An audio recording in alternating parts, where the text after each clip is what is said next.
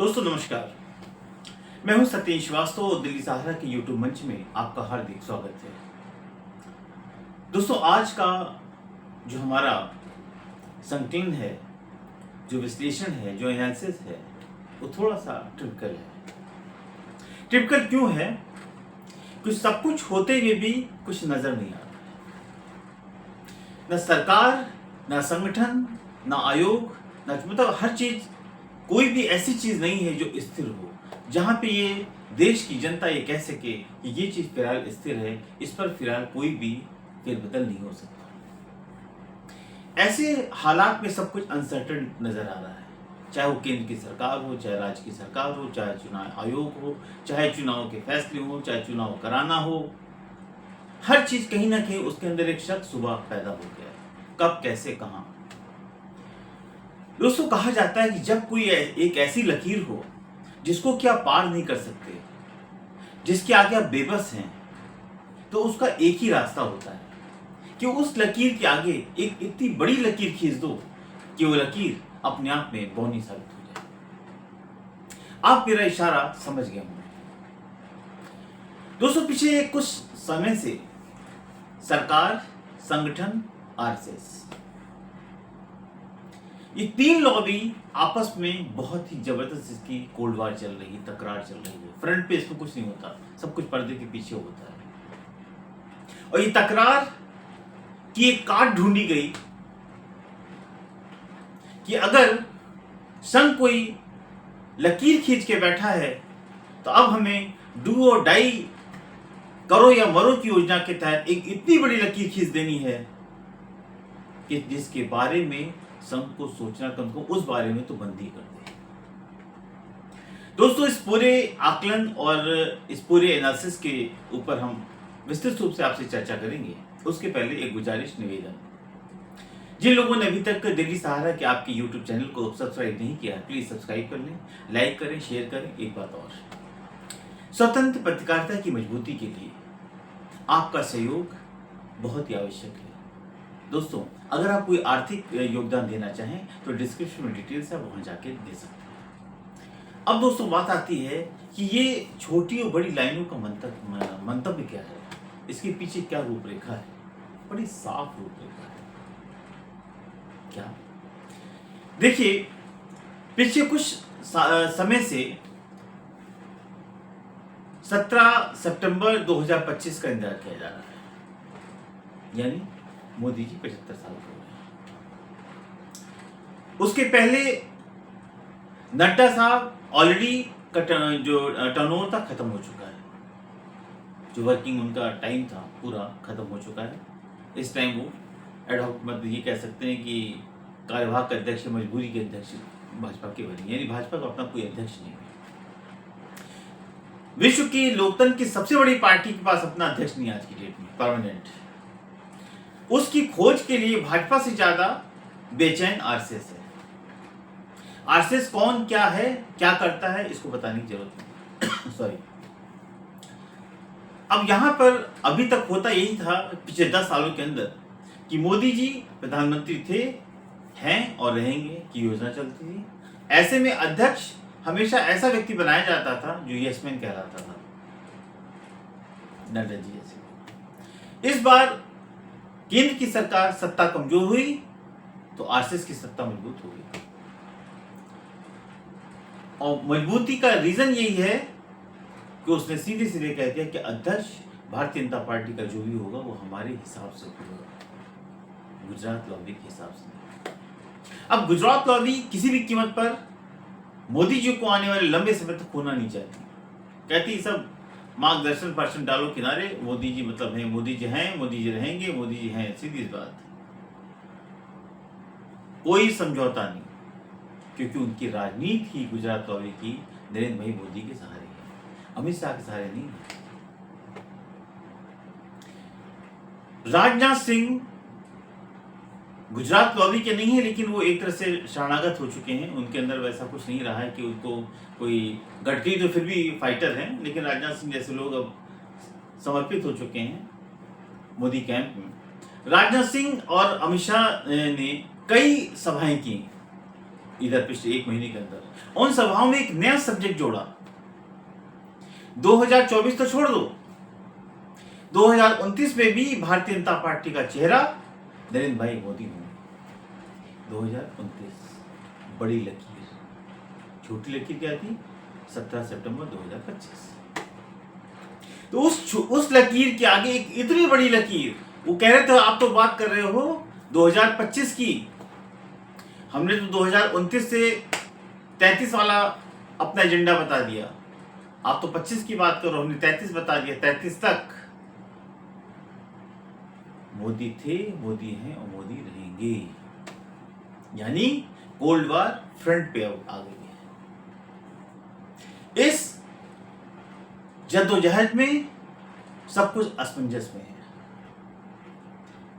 4 राज्यों का चुनाव आयोग जैसा, जिसको वन नेशन वन इलेक्शन की बात की जाती है पूरे हिंदुस्तान के अंदर, वो 4 राज्यों का चुनाव भी एक साथ नहीं करा पा रहा है। आप समझ सकते हैं, अभी तक महाराष्ट्र और झारखंड के चुनाव की तिथि घोषित नहीं की गई है, जबकि 23 से 24 नवंबर तक सरकार का गठन हो जाना चाहिए। आप समझ सकते हैं, मतलब सब कुछ असमंजस में है। चुनाव 2 राज्यों के हो रहे हैं, परिणाम क्या होंगे नहीं पता। केंद्र की सरकार असमंजस में है। वित्त मंत्री के ऊपर एक बड़े आरोप लगे हुए हैं पैसा उगाही का, FIR लॉन्च हो रही है। पूरा देश शर्मसार है कि अभी तक जो मोदी ये कहते थे कि हमारे किसी कैबिनेट मिनिस्टर के खिलाफ कोई आरोप नहीं है, पैसा उगाही का आरोप है, उसके बारे में चर्चा बाद में आपसे करेंगे। जी हाँ, मैडम सीतारमण जी। तो सवाल इस बात का है कि कहीं भी ऐसा नहीं लग रहा है कि 2024 के बाद सरकार और सरकार के प्रारूप में, सरकार के संगठन में, सरकार के काम में कहीं स्थायित्व है जहां पर हम ये कह सकते हैं कि ये चीज बदलने वाली नहीं है। ऐसे में कहीं ना कहीं ये बात बहुत साफ है कि गुजरात लॉबी कोशिश कर रही है, गुजरात लॉबी ये कोशिश कर रही है कि संघ की जो मंशा है उसको दरकिनार करके हम काम करें। लेकिन इस बार संघ वो संघ नहीं है जिस ढंग से पहले काम करते थे। इस बार संघ ने भी अपनी मजबूत पकड़ बनाने के लिए कमर कस ली है, क्योंकि इससे एक बात तो बहुत साफ है दोस्तों कि सरकार की नियत, गुजरात लॉबी की नियत और नीति और संघ की, ये सारी चीजें एक दिशा में चल रही हैं और एक दशा तय करना चाहती हैं। वो उससे निकलना चाहते हैं और ये उनको उसमें झोंकना चाहते हैं। पिक्चर बहुत साफ है। पिक्चर साफ ये है कि अब केंद्र की सरकार की जो मोदी कैबिनेट के लोग हैं, यानी मोदी के लोग हैं या गुजरात लॉबी के लोग हैं, उन्होंने एक प्रारूप दे दिया है सबको, एक मैसेज देने की कोशिश कि मोदी जी के नाम पर हम कोई समझौता नहीं करेंगे। लेकिन ये लड़ाई दोस्तों कभी भी बाहर नहीं आती, इसलिए इस पे समझौता होता है और जिसका प्रेशर तेज होता है वही इस पर काम कर जाता है। संघ इस बार कोई समझौता करने के मूड में नहीं है। संघ सबसे पहले अध्यक्ष की बात कर रहा है। पहले अध्यक्ष संजय जोशी या वसुंधरा में किसी एक को बनाओ, ये चाहते हैं शिवराज सिंह चौहान बनाने चाहिए। अब देखिए इस मंतव्य को कैसे बदला जाए, इस पर चाल दर चाल चल रही है। संजय जोशी का 40-45 साल का इतिहास रहा है संघ की सेवा के रूप में, देश की सेवा के रूप में, राष्ट्र की सेवा के रूप में, भाजपा की सेवा के रूप में। यद्यपि दूध का धुला तो कोई नहीं होता राजनीति में, लेकिन दिक्कत क्या है? दिक्कत यह है कि 40-45 साल के सफर में अगर उनका किसी ने तीव्र विरोध किया है तो देश के मुखिया हैं और वो नहीं चाहते कि देश के मुखिया के सामने वो व्यक्ति संगठन का मुखिया बन के बैठे। इसलिए संजय जोशी के नाम पे गुजरात लॉबी बिल्कुल भी समझौता करने को तैयार नहीं, लेकिन अब एक नया पैंतरा खेला गया कि अगर संजय नहीं तो वसुंधरा राजे सिंधिया के नाम के अलावा किसी नाम पे विचार नहीं किया जाएगा। अब देखिए, गुजरात लॉबी अभी प्रधानमंत्री की बात तो हो ही नहीं रही है। इससे आप 2029 बनाइए, 2034 बनाइए, 2038 बनाइए, कुछ भी बनाइए, अभी उसके बारे में तो संघ कोई बात ही नहीं कर रहा है। वो तो कह रहा है जब 17 सितंबर 2025 आएगा फिर हम बात करेंगे। मार्गदर्शन मंडल का क्या होगा उसके बारे में चर्चा की जाएगी। पहला स्टेप वो है, वो एक एक वार करना चाहता है, सॉलिड विनिंग गोल्ड। वो चाहता है हम जो वार करें उस पर जीत अर्जित करें। आज उसका पहला लक्ष्य है संजय जोशी या वसुंधरा सिंधिया। दोस्तों, अभी राजस्थान के रणथंभौर में एक बहुत ही गोपनीय बड़ी बैठक हुई संघ की, जिसमें भाजपा के बहुत सारे नेता भी मौजूद थे, संघ के बहुत सारे नेता भी, संतोष जी मौजूद थे। वो चर्चा तो थी किसी स्टेट को लेके कि दिल्ली में केजरीवाल के खिलाफ हमारा चेहरा कौन हो, कैसे, किस स्ट्रेटजी के तहत हम चुनाव लें। लेकिन मामला बदल गया, एजेंडा बदल गया। एजेंडा इसलिए बदल गया कि राजस्थान में वसुंधरा राजे का नाम ना आए, ये कैसे पॉसिबल है। अब सवाल इस बात का है, जिस तरह हाशिए पे डाले गए थे संजय जोशी, उसी तरह हाशिए पे डाली गई थी वसुंधरा राजे सिंधिया। राजनाथ सिंह के द्वारा पर्ची निकाल के उनको बेवकूफ बनाया गया और मदन लाल शर्मा का नाम वहां पे मोहन शर्मा जी का नाम दे दिया गया। ये उनके साथ बहुत बड़ी चीटिंग थी, उनका ऐसा मानना है। लेकिन वो टीस, वो दर्द वसुंधरा राजे के भूल नहीं सकते। बाकी जो मोदी की रैली में हुआ, बहुत सारी चीजें हुई, वो राजनीति है, उसके अंदर सब कुछ पॉसिबल है। तो सवाल इस बात का है कि उस मीटिंग में जहां पे सरकार और संगठन बैठ के एक भूमिका तय करने वाले थे, उसका एजेंडा बदल गया। अब गुजरात लॉबी ने एक नया प्रस्ताव दिया, और प्रस्ताव देखिए कितना जबरदस्त है। जब देखा कि संजय जोशी पे समझौता नहीं होगा और वसुंधरा राजे अगर आई तो ये भी संजय जोशी से कम नहीं होंगी, वो किसी कीमत पर कम से कम मोदी, अमित शाह, नड्डा जैसे, राजनाथ सिंह जैसे लोगों की बात नहीं सुनेंगी किसी कीमत पर। वो करेंगी जो चाहेंगी। और सरकार और संगठन में, संगठन हमेशा बड़ा होता है कहा जाता है, और संगठन अगर बड़ा है तो संगठन बड़े होकर काम करेगा, फिर वो पीएम या सीएम किसी की बात नहीं सुनेगा। एक समझौते का प्रस्ताव सूत्रों के अनुसार दिया गया। देखिए दोस्तों, क्या समझौता आया। एक वक्त था जब इनको साइडलाइन कर दिया गया था, वसुंधरा राजे को बात करने को तैयार नहीं था। वसुंधरा राजे के सामने फेस मिलाने की हिम्मत नहीं हो रही थी किसी की, कि व्यक्ति इससे बात करना बेकार है। आज उसी वसुंधरा राजे को जब सारी गोट फंस गई तो एक प्रस्ताव दे दिया गया।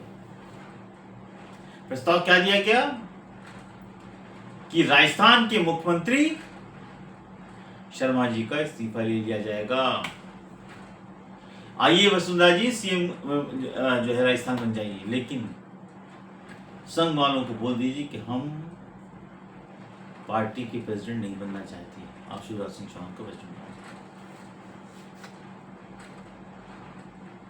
ये राजनीति है दोस्तों। कहते हैं कि वक्त की लाठी होती है ना, उसकी आवाज नहीं होती है। और जब लाठी चली तब होश आया कि भाई वसुंधरा राजे के साथ भी कुछ करना पड़ेगा। इस लीडर की कुछ अहमियत है, वरना ऐसे उठा के फेंका था दूध की मक्खी की तरह कि उनको कोई पूछने वाला नहीं था। और ये सब शांत बैठे थे, लेकिन अपनी राजनीति की साजिश चल रहे थे, गोटियां चल रहे थे, मिसाल बिछा रहे थे, वक्त की तलाश थी। ये वक्त उनके लिए बड़ा उपयोगी है, जिस वक्त की बात तैयार हो गई। आज सारे बाहर निकल आए हैं और अब इससे लड़ पाना पुराने सुरमाओं से बड़ा मुश्किल हो रहा है। इस प्रस्ताव को लेके यद्यपि अभी कुछ भी नहीं हुआ है, क्योंकि वसुंधरा राजे समझती हैं कि यह आज मजबूरी का सौदा है जो आज हमें भेंट किया जाने की कोशिश की जा रही है। अब उनको क्या करना है वो तय करेंगी, संघ तय करेगा संघ के साथ क्या होगा। लेकिन इस पे एक बात और है, क्योंकि सवाल इस बात का है कि संघ की कोशिश दूसरी है। संघ ये चाहता है कि वसुंधरा, अगर संजय जोशी नहीं तो वसुंधरा राजे को हम पार्टी का प्रेसिडेंट बनाएं, उसके बाद वसुंधरा राजे संजय जोशी को संगठन महासचिव का पद सौंप देंगी, जो आज बेहद संतोष है। यानी चाहे कान इधर से पकड़ो या इधर से, होना वही है जो राम रची राखा, यानी कि तैयारी पूरी है। अगर संजय जोशी संगठन महामंत्री के रूप में बैठ गए वसुंधरा राजे के साथ, तो होगा वही जो पहले होने वाला था। सरकार संगठन की तकरार अंतिम दौर तक जाएगी। इसीलिए गुजरात लॉबी ने बड़े सोच समझ के मोदी जी को 2029 तक का प्रधानमंत्री कैंडिडेट डिक्लेयर कर दिया कि उसके ऊपर कोई समझौता नहीं करेंगे। अब समझौता की बात तो तब आएगी जब कोई रहेगा या ऐसी सिचुएशन आएगी। दोस्तों, राजनीति यही कहलाती है, इस पे सब कुछ असमंजस है, कुछ भी तय नहीं है। जिसकी लाठी उसकी भैंस, सीधी सी बात। जो ताकतवर होगा वही आगे बढ़ पाएगा। 10 साल मोदी ताकतवर थे, उनके आगे किसी की हिम्मत नहीं थी कि तूती उनके सामने किसी की तूती नहीं बोलती। आज थोड़ा सा वक्त बदल गया और ये वक्त 4 राज्यों के चुनाव के परिणाम के बाद ज्यादा बदलेगा। अगर चुनाव परिणाम जैसे लग रहे हैं वैसे आए तो संघ फिर चढ़ाई करेगा। देखना है दोस्तों, इस राजनीति गलियारे में जो सुगबुगाहट है, जो साजिश है, जो राजनीति की बिसात बिछी हुई है, ये बिछाई जा रही है, गोटियां सेट की जा रही हैं। कौन किसको मात देता है ये तो वक्त बताएगा।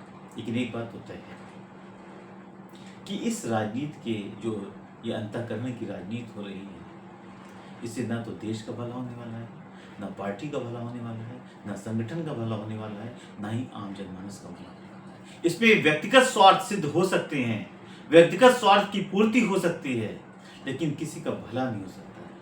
हर व्यक्ति अपने स्वार्थ की राजनीति कर रहा है, अपने व्यक्तिगत फायदे की राजनीति कर रहा है। नाम हिंदू राष्ट्र का लेकर के संघ भी आगे बढ़ता है, देश राष्ट्र के नाम लेकर के जो है सरकार बढ़ती है, लेकिन नुकसान उन बेरोजगारों का वैसे ही हो रहा है। रोजगार नहीं है, महंगाई आसमान छू रही है। सरकार या संगठन के लोगों की कोई जिम्मेदारी नहीं है कि आज इस बढ़ती हुई महंगाई को रोका जाए। आम व्यक्ति, आम जनमानस त्राहिमाम त्राहिमाम कर रहा है। 100 रुपए 120 रुपए किलो टमाटर बेचने वाली सरकार, 100 रुपए किलो के 1 किलो आलू बेचने वाली सरकार, इसको शर्म नहीं आ रही है कि इस राजनीति गलियारों में अपनी रसाकसी चला रही है। लेकिन आम जनमानस, मध्यम श्रेणी का आदमी, गरीब आज मर रहा है, उसकी थाली से सब्जियां गायब हो रही हैं। और देखिए, जरा एक बात पे गौर करिएगा, हिंदुस्तान के हर इलाके में इन सब्जियों का ठेकेदार कौन है? क्या संघ किस पर नजर नहीं है? सब्जी वालों का ठेकेदार जाके आप सारे सब्जी मंडियों के अंदर देखिए, जब पेटीएम से पैसा दीजिएगा नाम आ जाता है, और नाम देखिए किसका आ रहा है। बहुत बड़ा सवाल है दोस्तों, जाके जरा एक बार मंडियों में सब्जी खरीद के जरा बटन दबाना और नाम देखना।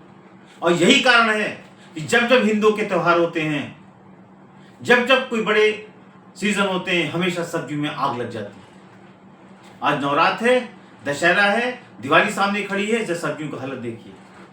तो जनता त्राहिमाम किसके लिए करेगी? सरकार को ही गालियां देगी, सरकार को ही बकवास बताएगी, क्योंकि सरकार अपने में सोई हुई है, खोई हुई है। उसको चुनाव से मतलब है, उसको चुनावी राज्यों से मतलब है, उसको एमएलए से मतलब है, उसको खरीद फरोख्त से मतलब है, उसको आम जनमानस की थाली से मतलब नहीं है। और इसीलिए चुनाव ये हारते हैं लास्ट में। 100 रुपए 120 रुपए किलो टमाटर, 100 रुपए दर्जन केला, कोई भी सब्जी 80-100 रुपए से नीचे है ही नहीं है। धनिया 800 रुपए किलो, 600 रुपए किलो। आप सोचिए, ये आरएसएस, ये सरकार संगठन की सारी जो है रस्साकसी होती है, लेकिन गरीब जो मर रहा है वो और बढ़ता जा रहा है। इसीलिए सरकार की कोई योजनाएं, कोई भी चीजें सफल नहीं होती, क्योंकि जनता जब वोट देने जाती है तो उसको अपनी थाली नजर आती है। और दोस्तों, एक बात मैं कहूँगा, अगर आज केजरीवाल बचा हुआ है ना, तो इसीलिए बचा हुआ है क्योंकि जब उनके महीने की बचत 5,000 रुपए की आती है, बिजली पानी और अपने किराए से महिलाओं की, उनको लगता है कि उनको 5,000 बचाता रहा। कितना बड़ा, सारे नेता एक जैसे हैं, लेकिन महीने का 5,000 थाली में बच तो रहा है, वोट जाके झाड़ू को मार देते हैं। भाजपा अन्य राजनीतिक दलों में यही बहुत बड़ा अंतर है, इसको समझिएगा। ये गहन चिंता का विषय है दोस्तों। ये राजनीति करते रहेंगे, राज्य से कुछ होने वाला नहीं, ना तो देश का भला होगा, ना देश के आम जनमानस का भला होगा, इनका भला जरूर हो जाएगा। दोस्तों, आपको ये हमारा एनालिसिस कैसा लगा? प्लीज हमें कमेंट बॉक्स में कमेंट्स करें, लाइक करें, शेयर करें, और एक बात और, जिन लोगों ने अभी तक दिल्ली सहारा के आपके YouTube चैनल को सब्सक्राइब नहीं किया, प्लीज सब्सक्राइब करें। हम आपकी आवाज बनकर आपके सामने खड़े होना चाहते हैं। दोस्तों, उसमें आपका सहयोग बहुत ही जरूरी है। हम आपसे निवेदन करेंगे कि अगर आप हमारी स्वतंत्र पत्रकारिता की मजबूती के लिए कोई भी आर्थिक योगदान देना चाहते हैं तो डिस्क्रिप्शन में डिटेल्स आप जाके ले सकते हैं। मैं हूं सतीश श्रीवास्तव। कल फिर संकलन के साथ, एक विश्लेषण के साथ, एक एनालिसिस के साथ आपके बीच में आऊंगा। नमस्कार।